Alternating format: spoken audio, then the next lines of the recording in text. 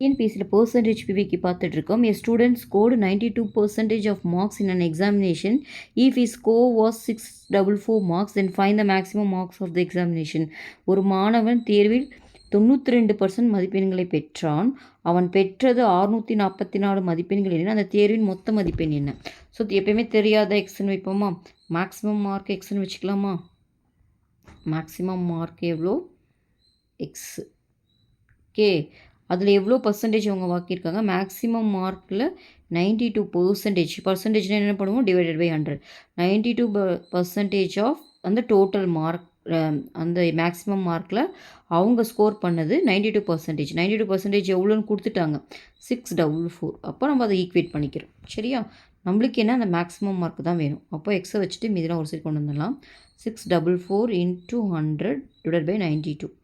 So 2 டேபிள்லேருந்து start பண்ணலாம். 2 டேபிளில் cancel பண்ணிங்கன்னா இங்கே 322ன்னு வரும். இங்கே பண்ணிங்கன்னா 46ன்னு வரும். கரெக்டாக? நெக்ஸ்ட்டு திரும்ப 2 டேபிளில் பண்ணிங்கன்னா 1 12 6 1ன்னு வருது. இது வந்துட்டு 23ன்னு வருது. இது வந்து 23 இது பண்ணிட்டீங்கன்னா 7 டைம்ஸ் வரும். ஓகேங்களா? அப்போது 7 × 100 700. இப்போ மேக்ஸிமம் மார்க் எவ்வளோ தான் கேட்டிருக்காங்க, அது எவ்வளோனா 700. இதுதான் சம்மோட ஆன்சர். ஓகேவா?